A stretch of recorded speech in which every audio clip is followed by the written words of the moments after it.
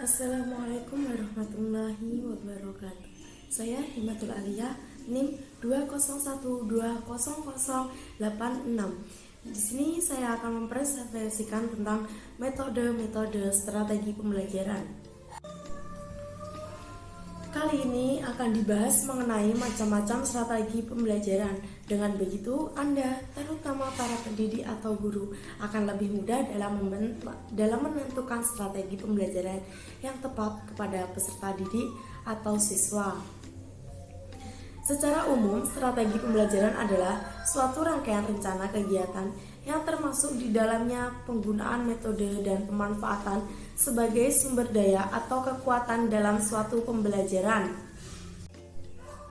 Strategi pembelajaran disusun untuk mencapai suatu tujuan tertentu dan di dalamnya mencakup pendekatan, model, metode, dan teknik pembelajaran secara spesifik.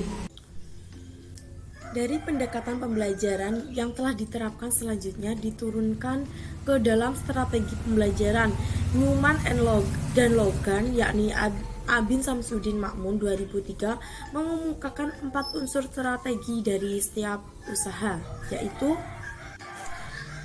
yang pertama yaitu mengidentifikasi dan menetapkan spesifikasi dan kualifikasi hasil, output, dan sasaran target yang harus dicapai dengan mempertimbangkan aspirasi dan selera masyarakat yang memerlukannya.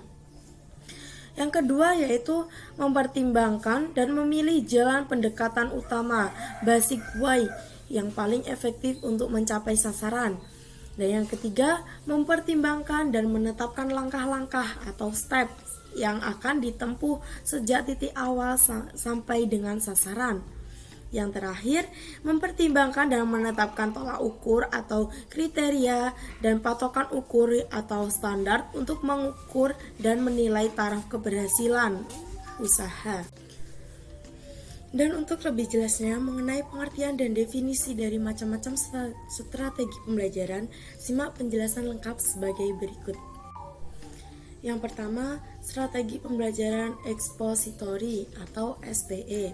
Strategi pembelajaran ekspositori adalah strategi pembelajaran yang menekankan kepada proses penyampaian materi secara verbal dari seorang guru kepada sekelompok siswa, dengan maksud agar siswa dapat menguasai materi pembelajaran secara optimal. Dan yang kedua yaitu strategi pembelajaran inquiry atau SPI. Strategi pembelajaran inquiry adalah rangkaian kegiatan pembelajaran yang menekankan pada proses berpikir secara kritis dan analitis untuk mencari dan menemukan sendiri jawabannya dari suatu masalah yang ditanyakan. Yang ketiga yaitu strategi pembelajaran berbasis masalah atau bisa disebut dengan SPBM, merupakan salah satu strategi pembelajaran yang dapat digunakan untuk memperbaiki sistem pembelajaran. Yang selanjutnya yaitu strategi pembelajaran peningkatan kemampuan berpikir atau bisa disebut dengan SPPKB. Model strategi pembelajaran peningkatan kemampuan berpikir adalah model pembelajaran yang bertumpu kepada pengembangan kemampuan berpikir siswa melalui telaah fakta-fakta atau pengalaman anak sebagai bahan untuk memecah masalah yang diajarkan. Selanjutnya, strategi pembelajaran kooperatif atau bisa disebut dengan SPK. Strategi pembelajaran kooperatif merupakan model pembelajaran dengan menggunakan sistem pengelompokan atau tim kecil, yaitu antara 4-6 orang yang mempunyai latar belakang kemampuan akademik, jenis kelamin, ras, atau suku yang berbeda atau heterogen. Oke, yang selanjutnya strategi pembelajaran kontekstual atau bisa disebut dengan CTL. Strategi pembelajaran kontekstual atau Contextual Teaching and Learning adalah konsep pembelajaran yang membantu guru mengaitkan antara materi pembelajaran dengan situasi dunia nyata siswa dan mendorong siswa membuat hubungan antara pengetahuan yang dimiliki dengan penerapannya dalam kehidupan mereka sehari-hari. Dan yang terakhir yaitu strategi pembelajaran efektif atau bisa disebut dengan SPA. Efektif berhubungan dengan nilai atau value yang sulit diukur karena menyangkut kesadaran seseorang yang tumbuh dari dalam diri siswa. Dalam batas tertentu, afeksi dapat muncul dalam kejadian behavioral. Selain macam-macam strategi pembelajaran, di sini saya akan menjelaskan juga tentang metode strategi pembelajaran. Jadi, metode strategi pembelajaran di sini dapat diartikan sebagai cara yang digunakan untuk mengimplementasikan rencana yang sudah disusun dalam bentuk kegiatan nyata dan praktis untuk mencapai tujuan pembelajaran. Terdapat beberapa metode pembelajaran yang dapat digunakan untuk mengimplementasikan strategi pembelajaran, di antaranya yang pertama ceramah, yang kedua demonstrasi, yang ketiga diskusi, yang keempat simulasi, yang kelima laboratorium, yang keenam pengalaman lapangan, yang ketujuh brainstorming, yang kedelapan debat, dan yang terakhir simposium dan sebagainya. Berikut penjelasan tentang metode-metode tersebut. Yang pertama, metode ceramah. Jenis strategi pembelajaran dengan menggunakan metode ceramah yaitu penuturan materi dalam bahan ajar secara lisan yang dilakukan oleh guru. Terdapat kelebihan dan kekurangan dalam melaksanakan metode pembelajaran yang satu ini, yakni Yang selanjutnya yaitu metode demonstrasi. Metode demonstrasi merupakan jenis pembelajaran yang menyajikan materi pelajaran kepada siswa yang digabung dengan penjelasan. Tujuan agar siswa dapat lebih mudah memahami materi pembelajaran yang dijelaskan.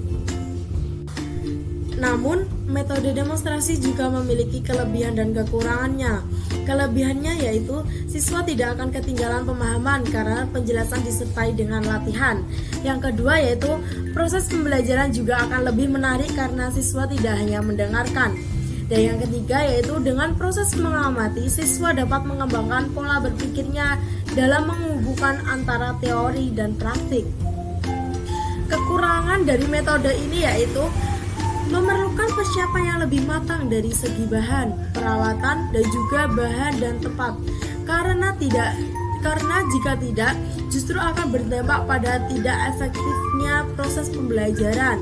Hal tersebut hanya dapat dilakukan oleh guru yang memiliki kemampuan dan keterampilan khusus. Yang ketiga yaitu strategi pembelajaran metode diskusi. Jenis strategi pembelajaran lainnya yaitu dengan menggunakan metode diskusi, yaitu dengan menghadapkan siswa pada suatu masalah untuk menemukan solusi yang tepat. Kelebihan dari metode ini yaitu dapat merangsang siswa untuk berpikir lebih kreatif, dapat melatih siswa dalam mengungkapkan pendapatnya, dan dapat melatih siswa untuk saling menghargai sudut pandang. Namun ada juga kekurangan dari metode ini. Kekurangannya yaitu kegiatan diskusi seringkali hanya dikuasai oleh orang-orang tertentu, dapat menghamburkan kesimpulan dalam suatu pelajaran karena topiknya bisa lebih luas. Seringkali ada perbedaan pendapat yang berujung pada emosi. Dan yang terakhir, perlu waktu lama untuk mempelajari suatu mata pelajaran tersebut. Yang selanjutnya yaitu metode simulasi. Sedangkan metode simulasi dalam strategi pembelajaran yaitu dengan menghadirkan situasi tiruan agar setiap siswa dapat lebih mudah memahami konsep dan juga materi yang disampaikan. Kelebihan dari metode ini yaitu dapat menjadi bekal bagi siswa dalam menghadapi suatu keadaan yang sebenarnya. Yang kedua, dapat mengembangkan sisi kreatif seorang siswa saat melakukan proses pembelajaran. Yang ketiga, dapat menumbuhkan keberanian dan kepercayaan diri. Dan yang terakhir, dapat meningkatkan semangat belajar. Namun ada juga kekurangan dari metode ini, yaitu ada beberapa faktor psikologi siswa, misal rasa malu ketika sedang melakukan simulasi tersebut. Demikianlah penjelasan mengenai beberapa strategi pembelajaran. Semoga bermanfaat dan bisa menjadi tambahan ilmu pengetahuan dalam menerapkan strategi pembelajaran yang baik dan tepat. Sekian dari saya, kurang lebihnya saya mohon maaf. Wassalamualaikum warahmatullahi wabarakatuh.